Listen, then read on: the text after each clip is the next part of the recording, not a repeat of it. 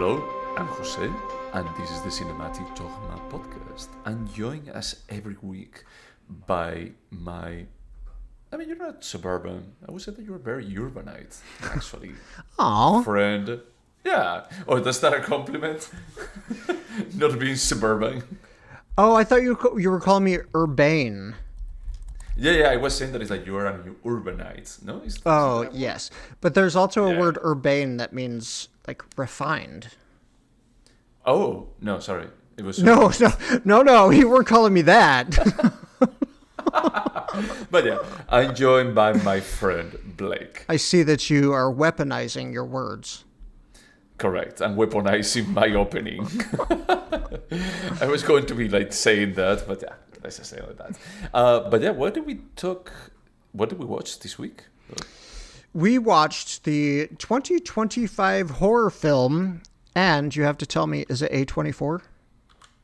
No, it's not. Okay, the 2025 non-A24 horror film, Weapons. I think that is Warner Bros. Actually. That sounds familiar. I saw that on the IMDb page. Yeah, because people were saying that it's interesting that Warner Bros. This year had Sinners and Weapons. Yep. That they're investing so much in horror. Distributed by Warner Bros. Produced by New Line Cinemas. Huh. Yeah. Interesting. Yeah. But this was my pick. I mean, I think that if it's horror, it's definitely going to be my pick. And the reason why I pick it is because I really enjoyed this director's, Zach Cregger's, previous movie, that it was Barbarian. Did you watch it? I did not. I have always meant to. Always. Because despite what you just said, I like a good horror film. I really, really do. Okay.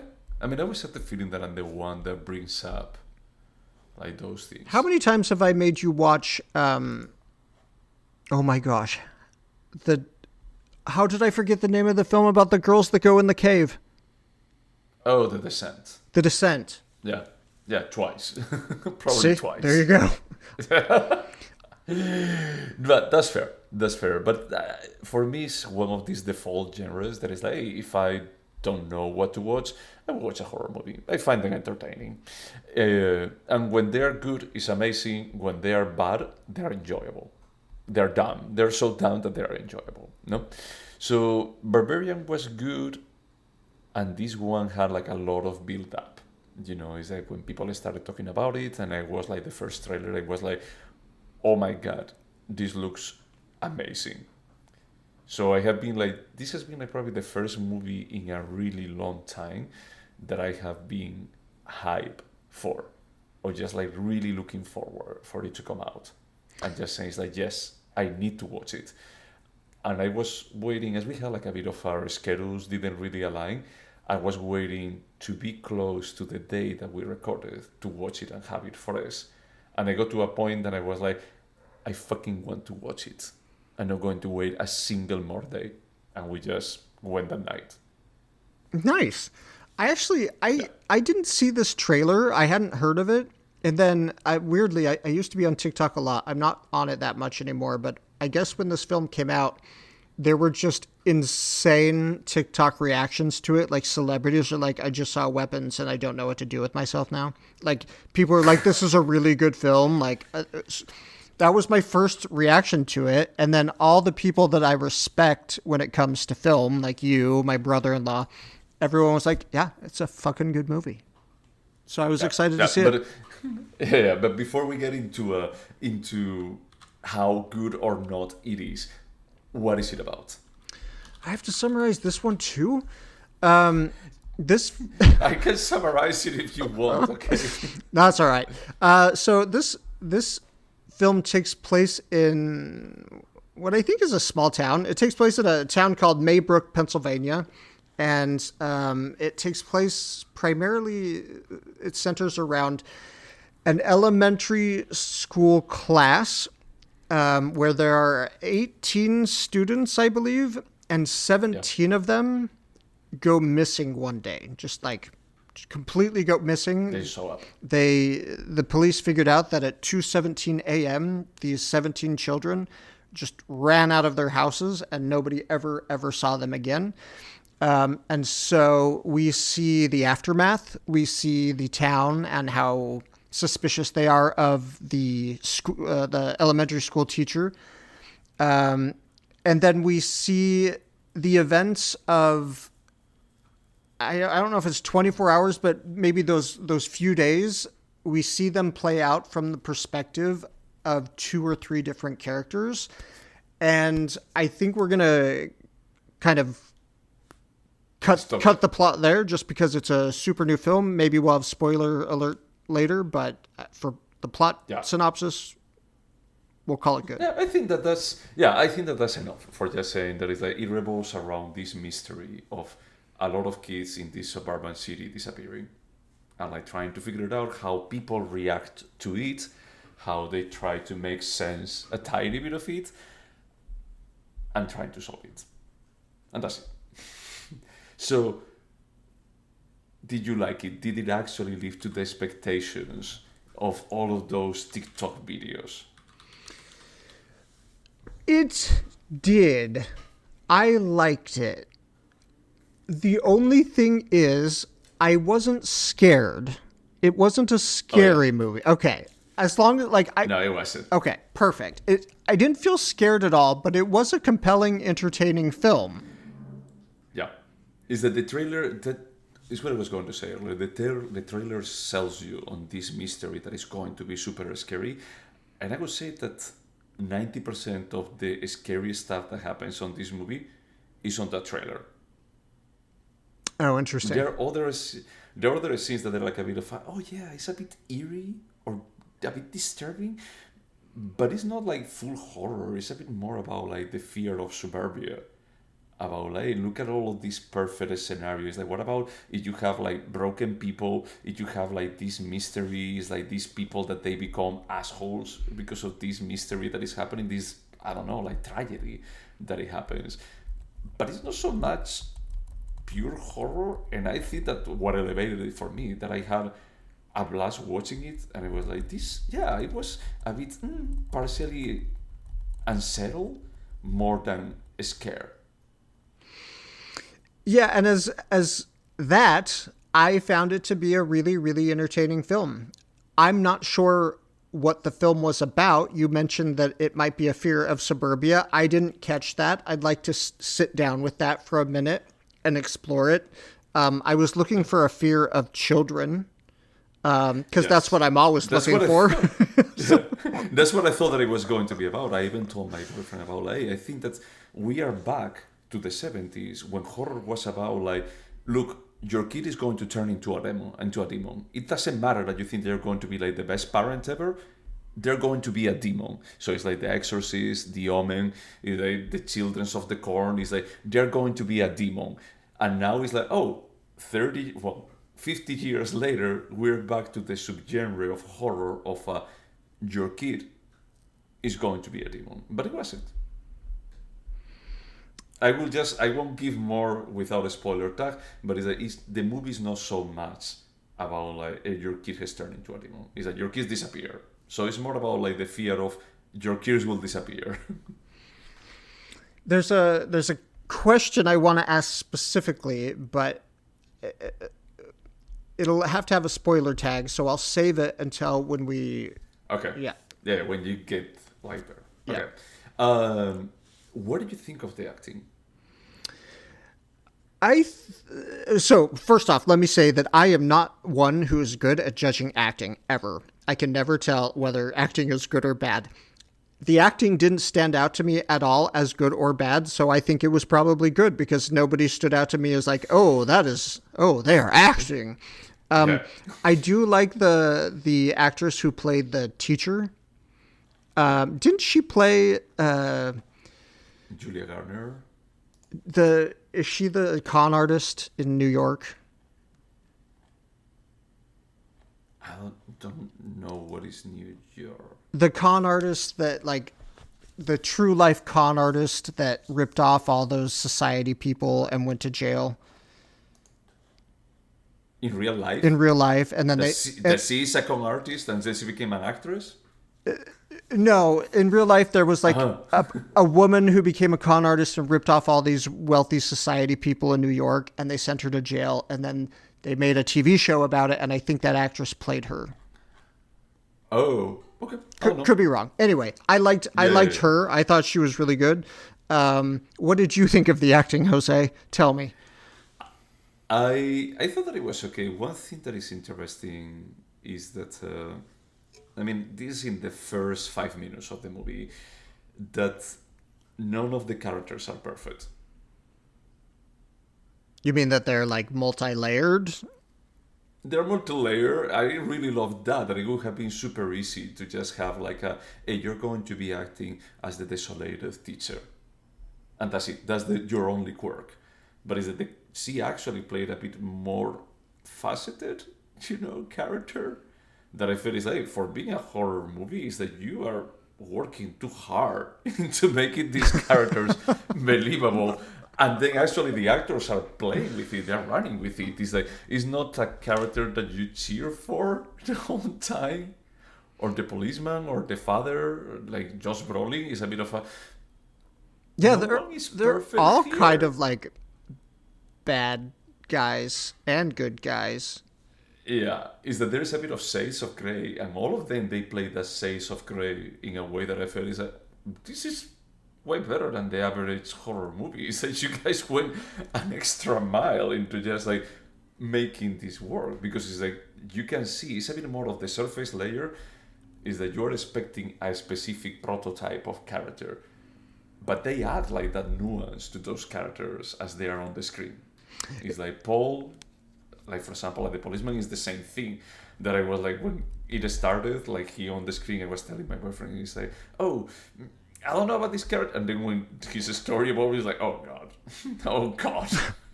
It's interesting you say that because you mentioned Josh Brolin is in this, and he plays the father of one of the children that's missing, Oh, and he's searching.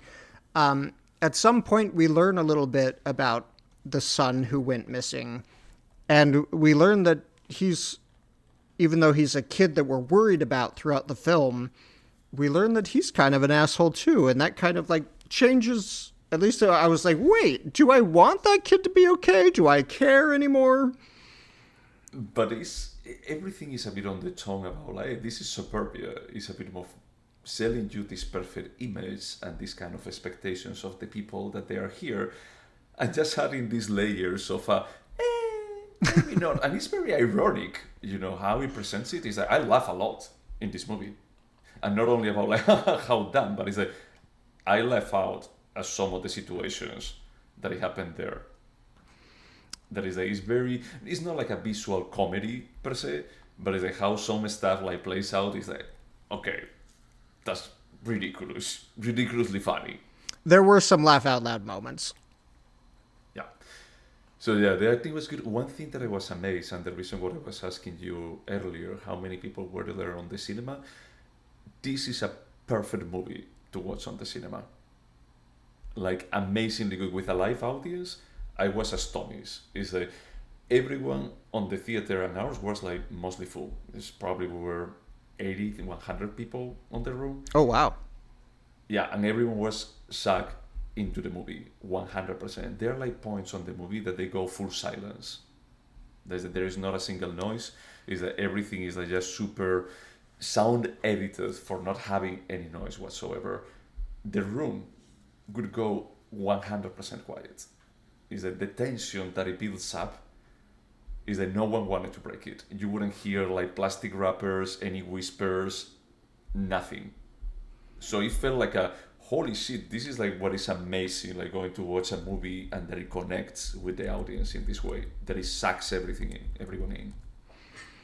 So you did not go to one of those horrible Alamo draft houses? Oh, definitely not. You know that I avoid them like the plague. It's like if you're going to be like serving real food, it's like if this is your business model, you are not selling me movies. You're selling me food. It's rare, one, that you hear of an audience behaving that well, but two, of a film that's able to capture the attention of an audience that well. But I believe Yeah, it. This film is very, very compelling. yeah. It felt so magical, like the moment, like reminded me of back in the day before smartphones and going to watch a movie and everyone being watching that movie because they want to watch the movie, not because they don't have anything else to do, and they start like checking their phone. That I left the movie and I was like, I think that I may go back to watch it just because of this experience. And did you? Is the first. No, Okay. I didn't. Not yet. Not yet. Not yet. It's still on the cinemas. I may go. So I recommend it like to everyone. I recommend it to a lot of people already about like you have to watch it, go to the cinema to watch it. Well, I'm really happy with my experience. I would happily go see this movie a second time. My husband chose not to go see it with me. He's one of the reasons I don't see that many horror films, honestly. But if he wanted to go see it, well, I saw it yesterday. So tomorrow's a little soon. Let's say next weekend, I would go see it again. That's fair. That's fair. I mean, I watched it a week and a half ago, I think. So, yeah, before I traveled last week. I also have to say that I have a weak spot for Benedict Wong. For who? For Benedict Wong, and the director of the school director. Oh, he's from Sunshine. Oh yes, he was. But yeah, it was cute to see him in that role. I won't spoil like more of his scenes, but yeah, I don't want to go into too much of a spoiler territory. Let's call the spoiler alert flag right now because there is one specific question that I need an answer to. Okay, all right. Let me just then spoiler and create a spoiler tag here. So, what is the question? So the film takes place pretty much as a linear narrative. It's true we watch the same. They rewind from time to time. So we see the same story a couple different times, but at some point we see a house that's very much in question, and then we see above it an AK-15, I think, an automatic rifle, and it's I think the only moment of like what you're seeing is pure metaphor on the screen, and because it's a dream. Right. And it's not that house. It's not that house in question, I think. But it's a house. But I mean, obviously, the film is pointing to school shootings. But what is there a clear metaphor, or is it just pointing towards like the horror of communal grief and children in school? I just want to like, am I missing something, or was it just generally referencing it? So there is this, I don't know if it's true or not, but they say that Jordan Peele has like a group of people dedicated to just find the scripts for him. And he actually fired them all after he heard about weapons and that they didn't get that script. Because he felt it's like, oh yeah, it's one of these that you could see like a metaphor of saying that is like society can weaponize kids and they can actually like use like an automatic rifle and just go to school and kill all these kids, and from one day to the next is that you have rewritten like all of these kids that they used to be here, they all of them disappear. Okay. And any of these kids that they have been weaponized in this way, as they were saying, is that any of them could be the one. It's just society. For me, it was like, hey, this is one more fear of Suburbia, is that this is something that is like we are seeing in a very, I don't know, like a fairy tale kind of way. Okay, got it. So it's just a general reference to the themes that are... okay, I just wanted to be sure I didn't miss anything major. Yeah, and it can be like a bit of the fear that he has. A bit more about like, hey, like weapons is the kind of stuff that he can just like erase our kids from existence. Got it. So it may be like just Brolin like a specific fear when he has that dream. All right. Thank you. Did you have any spoiler questions you wanted to talk about? What did you think of Gladys? Gladys was. Are we going to explain who Gladys is, or just have the discussion? Well, we're in spoiler territory. Is that we don't have like to go too deep, but it's a suspicious, weird character that starts showing up towards the half of the movie or the second half of the movie. Gladys was And it's like we're creepy. She was effectively creepy. She also bordered on clownish, but in the way that like it blended clownish with horror in this like it does it. It did it well for me. It was like, okay, this is over the top, but over the top creepy. I thought it was good. And the way that she worked her magic, let's call it was very effective and creepy. And then when we saw her exit from the film, I thought it was great. Yeah. For me, it was one of those things of I cannot believe that this is your second movie, and this works. This could have been like such a train wreck, but you pull it off. It's like this character is like is disturbing. It's a bit of not really like an uncanny valley, but it's like this kind of eeriness that is like this shouldn't be happening. Like this character, but it doesn't break my suspension of disbelief. And it could have so easily, but it walks that fine line. Like it came so close, but it didn't. And I was waiting for it because the second she comes on the screen, I was like, it's too much. It's too much. And then I was like, no, it's not.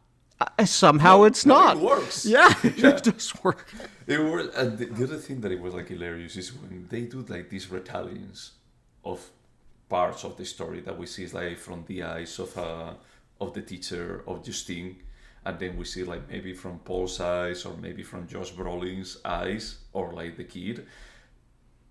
You start thinking it's like no, but I remember that I saw that scene in the other case. So the movie does like a bit of a descent into madness. It becomes like weirder and weirder and weirder. So it's a bit of a frog in boiling water kind of thing that they easing you into all of this weirdness at the beginning is like just grounded in a tragedy that is a weird tragedy.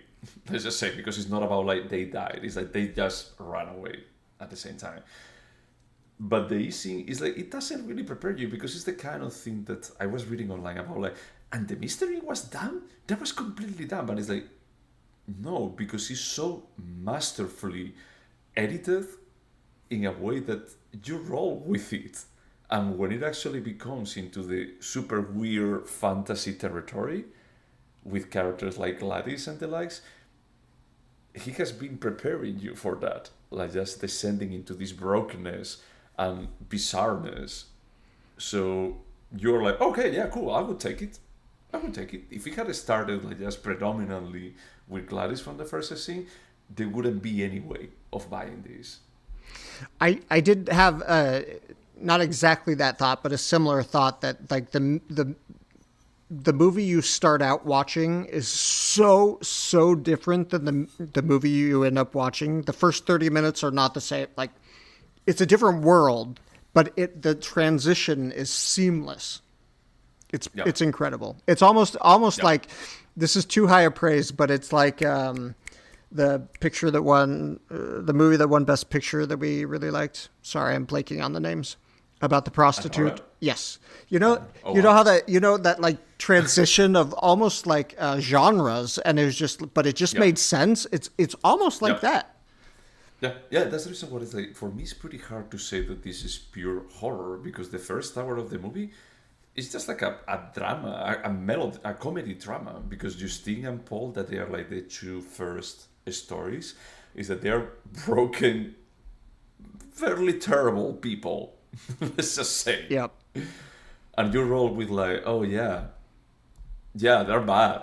They're not good for each other. They should stay like miles away from each other, So it's like this kind of building up on top of it, and then just start putting them in weirder and weirder and weirder scenarios.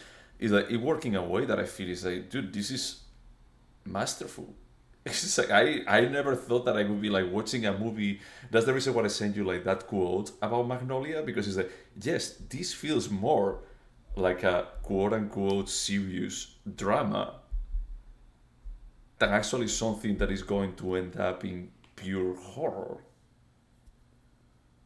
And Yep. it's still fine that it does that because it does it so smoothly that I was there for the trip. I mean, maybe other people would be like more disappointed, but I think that that's the reason why the trailer emphasizes so much the horror pieces. So it's like, okay, look, at the end of the day, this is a horror movie. Okay, it's like everything else is a cherry on top. It may be a really big cherry, but it's a horror movie. So Zach Cregger wrote it as well. I didn't know that Yeah, until just now. yeah. So I'm after this movie, I'm like, holy cannoli, whatever you release next, I'm really You're looking definitely in forward line to to it. watch it. Did he write Yeah, Barbarian? Do you know? I think He he did. did. Wow. Yeah, Barbarian is like more self-contained, let's say. I recommend it to watch. It is not bad, and it has a couple of things that I felt, oh, this is interesting. The cards that you played here, but it's more standard horror. No, like I said, that's on my. It's been on my to be watch list since I think it premiered at Sundance, right? I've been wanting to watch it Probably, ever since it came out on Sundance, so I'll give it a watch now. yeah. Anything else that we want to spoiler? Nope, I think I'm good. You're good. Yeah. Okay. What the fuck was with the table dinner of Benedict Wong and his boyfriend husband with the 5 hot dogs and a lot of mustard on top of it?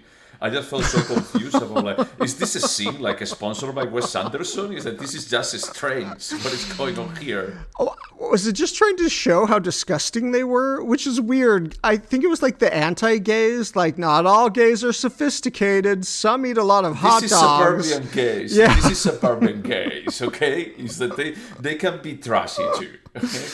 Like dress up the same with the Mickey Mouse shirt. That was so weird. Like, why were they wearing matching shirts? I wanted to punch No them. idea. I wanted to punch them both. I wouldn't punch Benedict Wong, but I would do other stuff to him. Uh, but no, it just left me like a bit confused. And I love like those curveballs in the middle of the movie. It's everything felt like this is a bit of not a dark side, a weird side of Suburbia. Like roll up together. I almost felt it's like there is a subgenre of movies that it may be like comedies, it may be horror, it may be whatever, but it's about dismantling the suburbia American dream.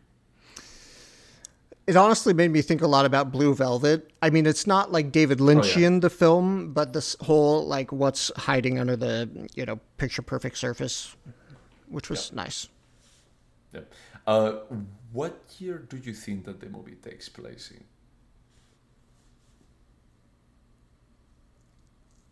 I mean, they never really show any cell phones, right? No, they do. They do? Yeah, I have no idea. I just assumed it was today, but I thought, but it was like I think that it was like rubbing me the wrong way. That when they saw Josh Brolin's kid room, the kid has a poster of Mad Max Fury Road. And they make a big deal of just showing the year on the bottom, and it says 2016. And I was like, wait, if these are like 10-year-old kids, no, they were 10, 12? I can't remember what grade they're in. Yeah, I don't Third remember, but grade, they were third like grade just class. So yeah, they would have been 9, 10 years old. 19 years old. So it's like a 10-year-old in 2025 has a poster of a movie that it was released when they were 1 year old. And when did they let this kid watch this? So I started like just thinking, it's like, oh, actually, probably is not set up on 2025. This is pre-pandemic. And then I thought, it's like, wait a second. What about if it's in 2017? What about if it's like in 2017, as the clock says when they disappear? And was it? I don't know. It just left me like, okay, this feels like an Easter egg stupid thing because they never said it explicitly. but they only display that poster that it gives you an indication about like what year is this. That's really weird. There is a bit more. Yeah, but it just left me say, hey, you made an effort for putting this here. Is because you want us to think a bit about the year. So a part of me was even thinking, like, should I be thinking about what was the historical context 9 years ago? What happened at that point? I started going like a bit into the political route, and it's like, I don't want to think about this. I just stopped there about like, it's good. I mean, now I'm interested to know if there was like a big shooting in 2016 or Trump's first. The beginning, and maybe like just probably like just weaponizing kids at that point because education is going to go down the drain. Oh, well, that makes it too dark. Too dark. I'm sorry. I mean, I just like throwing ways of saying it's like this is making me think a lot about what is it about. You know, it's like what is like the core idea behind, and I feel like there is a lot of symbology, and it's good symbology. It's not like Nope, for example, from Jordan Peele. That it's like there is symbology here, but nothing really lands. This landed in so many different directions when I started thinking about it, and I felt it's like this is too good. This shouldn't be this good. So have you read any interviews with the director? I'd like to hear him talk about the film, but I try to stay away from director interviews because they always disappoint. Always. I think that I saw like 30-second snippets that he wanted to finish the movie way, way darker. Like, they don't find the kids, or the kids are dead, or something like that. I wonder how I would have felt about that. Huh. We're in spoiler territory. It's like, yes, the kids, we don't know if they are going to recover. They even say that it's like now is when they are starting to recover. So if it's like 9 years in the past, it's not really like a happy ending. It's more like they're recovering from a very serious PTSD incident. So, but yeah, anything else to spoil? I think that's it. All right, let me just add a tag for end of spoiler here. So we cannot say anything else that is beyond what we described at the beginning. All right, deal. Okay. Yeah, summarizing, I really like it a lot. Yeah, so I don't want to jump to the questions, but you would watch it again like soon, right? Yeah, if they were going to release it already in it's Warner Bros, so HBO Max, like tomorrow, I will watch it tomorrow. What was the A24 film that you really liked? And what's the story? It Follows. Yes. Did you like this or It Follows more? I like this more as a movie. I like It Follows more as a horror movie. Okay.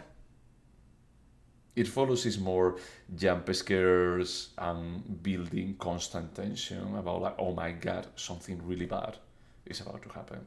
Yeah, It Follows was the more panicky horror, I feel like running away sort of feeling I expect from a horror film. And this film had that a little bit in some moments, but less so. Probably because, well, like we said, it's not that much of a horror film for us. Yeah, I don't know if for other people at work, they were saying that we should actually start like a cinema club and we should watch this movie. And I was like, it's still horror. It's a good movie, but it's still horror.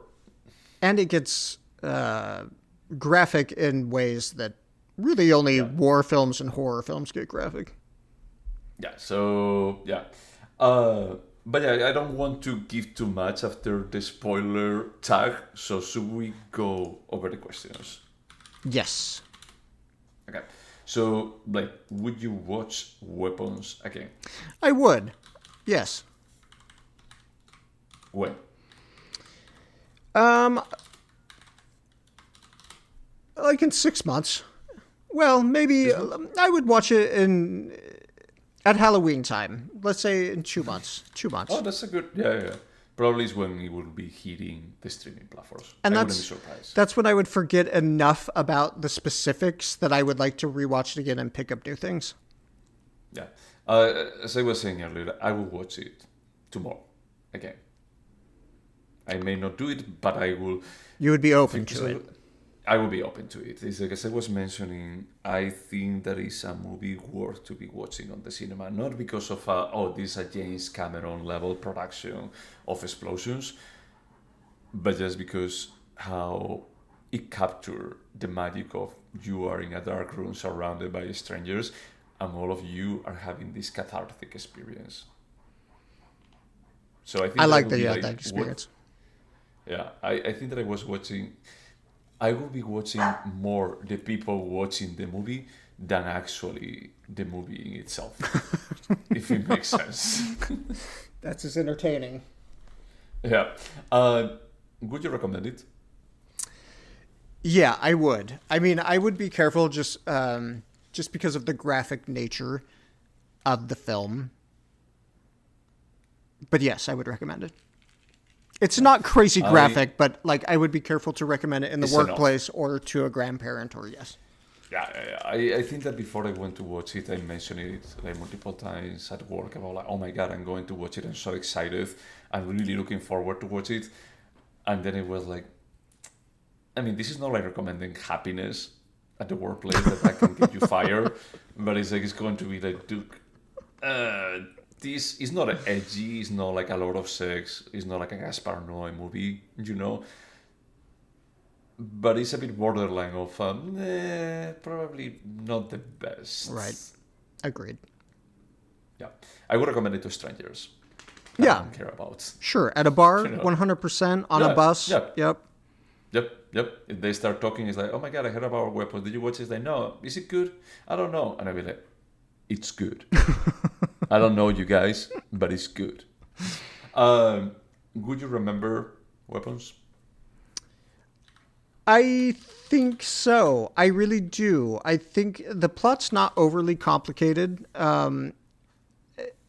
but I think I'll remember details about this. Yeah, I will remember the general story, like the general beats. Definitely will remember it. I won't remember like what type of character Justine was, for example. Yeah, I'm gonna forget specifics about characters, but the big plot I'll remember. Yeah. Is there anything artistic about it? Yeah, I think the script is original. I think it's interesting. The acting is good. I think there's a lot. I think the director really knows what he's doing in terms of pacing and storytelling. Yes. Dude, I hope that this movie gets nominated to Best Editing. Because I was like really surprised about like, hey, you pulled this off. It could have been like a bit of a train wreck about like how you connect like the stories and how you shoot them, well, from different angles, but how you give me more like when some scenes like play from a slightly different angle, that I felt it's like, oh, okay, cool. This is not easy and you're doing it like very, very smoothly. And this is a movie that lasts 2 hours and 8 minutes. Incredibly entertaining. Yeah, without doing anything cheap too. Like it felt really natural and organic. Yeah. So super artistic. The script, as you said, I think that is original. It works. The acting, as I was saying, is a bit better than it deserves to be for being a horror movie, So yeah, amazing. Super artistic. It's not auteur level, about like, I have a unique voice of my generation, but he could develop it eventually. Yeah. So, Blake, do you think that this is a timeless piece?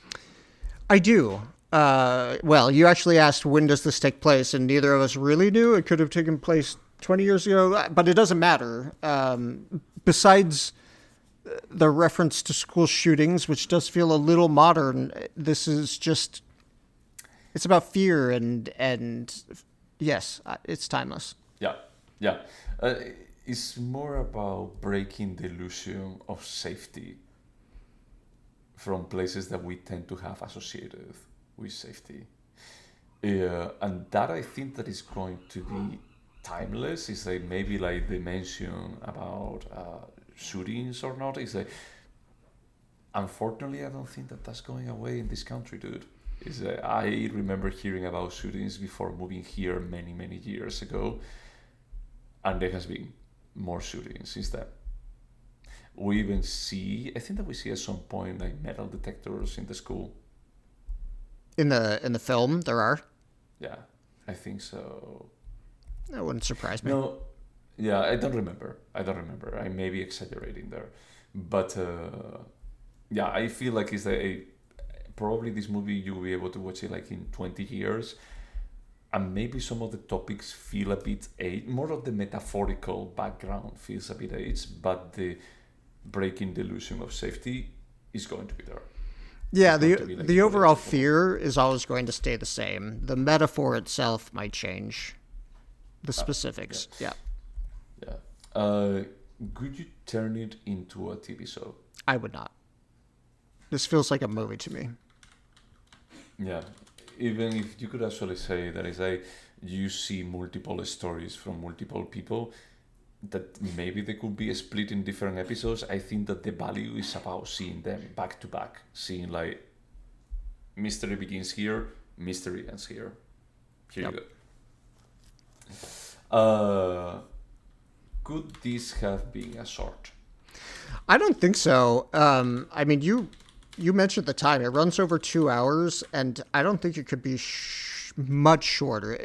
They probably could have trimmed a little fat, but not much. So no, it could not be a short. I mean, maybe like one of the stories per se is that maybe could have been dropped or trimmed down, but at the same time, I just feel like you will never get this in less than an hour. Yeah. There is no way for this story to be told in less than an hour. And we wouldn't want it to be. Oh no, I enjoy every second, every. Do you think that this movie could have been better? My answer has to be yes, because this is not a perfect film, but there's nothing glaring that I can call out. So it's tough to answer.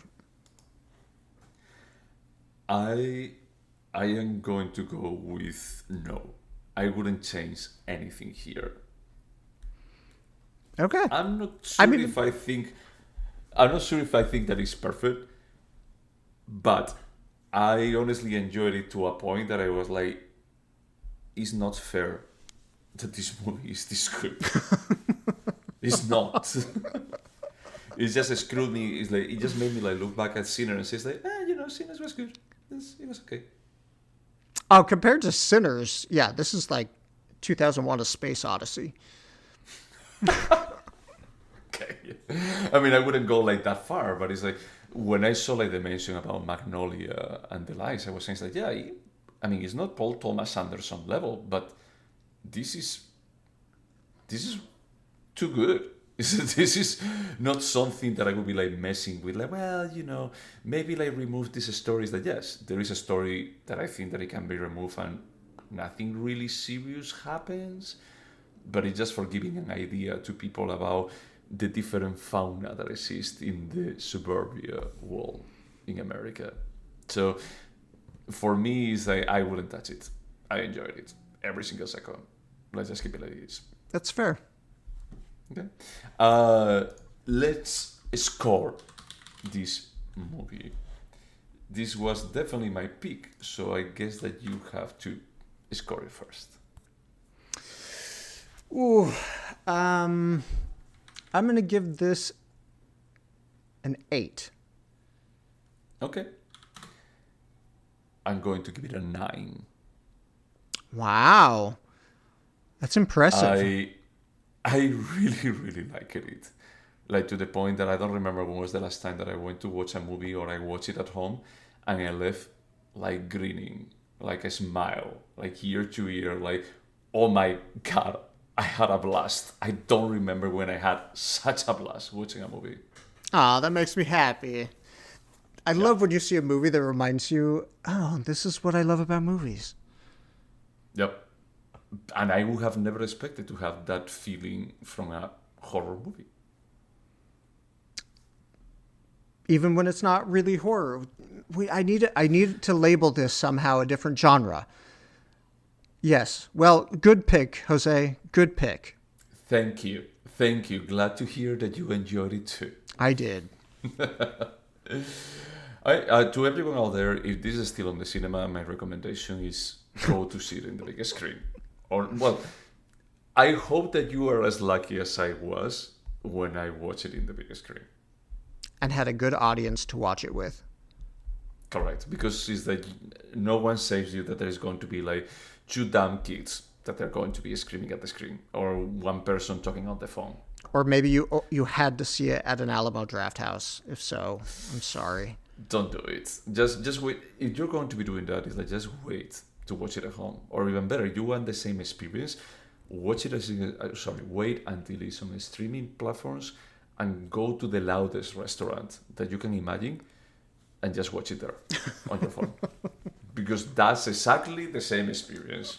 But yeah, to everyone out there, thank you so much for putting up with us. Like, subscribe, all of those things if you want. And until next time. Bye.